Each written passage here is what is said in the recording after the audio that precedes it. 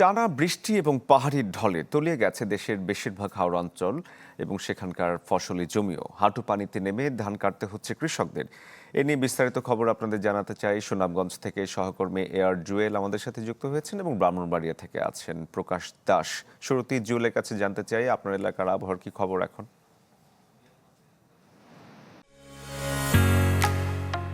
ঢালাইয়ের সেরা premier cement. শরীফ, গতকাল কিন্তু সারাদিনই রৌদ্রোজ্জ্বল আবহাওয়া ছিল, যার কারণে কিন্তু কৃষকরা কিছুটা স্বস্তিতে তাদের যে ধান সেটি শুকানোর চেষ্টা করেছিলেন। এবং এই সময়টাতে আসলে হাওরের আবহাওয়া যদি অনুকূলে থাকে তাহলে কৃষকের জন্য কিছুটা স্বস্তি।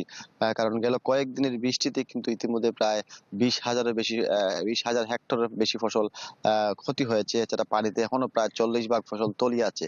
এবং যার কারণে বৃষ্টি হলে এই হাওরের শ্রমিক সংকটের কারণে কৃষকরা ধান কাটতে পারে না, এবং যেই 60 ভাগ ধান কেটেছেন সেগুলো কিন্তু শুকাতে পারেন না, যার অভাবে কিন্তু এই কেটে আনা ফসলগুলো কিন্তু পচন ধরেছে, চারা গজিয়েছে।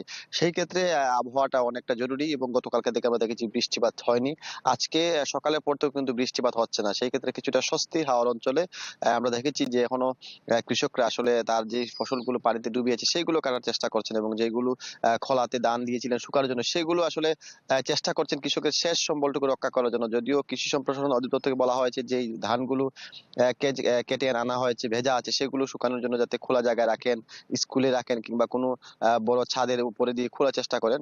এবং গতকালও দেখেছি আমরা কৃষকের ধান সরকারিভাবে ক্রয়ের জন্য সরকার উদ্বোধন করেছে। যদিও বাস্তবতা এখন ভিন্ন, কারণ বেশিরভাগ হাওরে কিন্তু এখন ভেজা ধান, পানির নিচে ধান। তো সব মিলিয়ে যদি পরিস্থিতি আবহাওয়া অনুকূলে থাকে, রৌদ্রোজ্জ্বল আবহাওয়া দেখা দেয়, সেই ক্ষেত্রে কিছুটা কৃষকের স্বস্তি আসবে। এবং এখন পর্যন্ত যে বৃষ্টিপাত হয়নি সেই ক্ষেত্রে হাওরের খবর গত 2 দিনের চেয়ে একটু ভালো।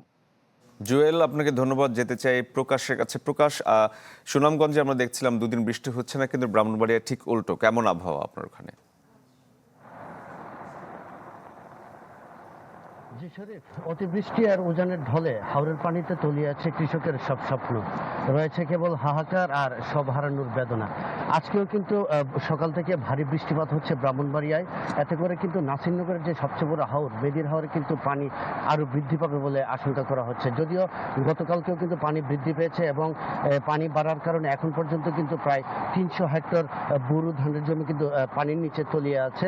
এবং আমরা কিন্তু প্রতিদিনই দেখছি তাদের কৃষকরা যারা রয়েছে তাদের কষ্টের ফসল বাঁচানোর জন্য যে প্রতিদিনকার যে সংগ্রাম, তারা কিন্তু কোথাও বুক পানি, গলা পানি, আবার কোথাও হাঁটু পানিতে নেমে এই হাওরের শীতল পানি এবং তীব্র হাওয়া উপেক্ষা করে কিন্তু তাদের যে কষ্টের ফসল রয়েছে সেগুলো কিন্তু সংগ্রহ করার চেষ্টা করে যাচ্ছেন। এবং পানির নিচ থেকে যে ফসলটুকু কেটে আনছেন সেগুলোও কিন্তু অনেকটা নষ্ট হওয়ার উপক্রম। ভিজে থাকা দীর্ঘদিন পানির নিচে থাকার কারণে সেগুলো অনেকটা চারা গজিয়েছে, আবার কোথাও নষ্ট হওয়ার পথে রয়েছে আর কি।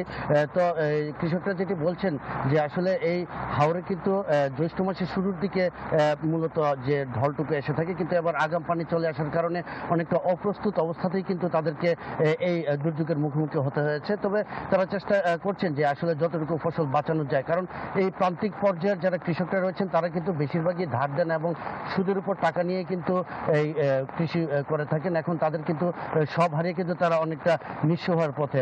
তারা কিন্তু দাবি করছেন যেন সরকারের পক্ষ থেকে আর্থিক সহযোগিতা দেওয়া হয়, তাহলে তারা কিন্তু আবার ঘুরে দাঁড়াতে পারবেন। আর কৃষি বিভাগ থেকে বলা হচ্ছে যে আসলে ইতিমধ্যে ক্ষতিগ্রস্ত কৃষকদের তালিকা করা হচ্ছে এবং চলমান ধান সংগ্রহ অভিযানে তাদেরকে অগ্রাধিকার দেওয়া হবে। তবে এখনো কিন্তু ধান যেগুলো রয়েছে সেগুলো কিন্তু পানির নিচে নিমজ্জিত রয়েছে। শরীফ। প্রকাশ, ধন্যবাদ আপনাকে।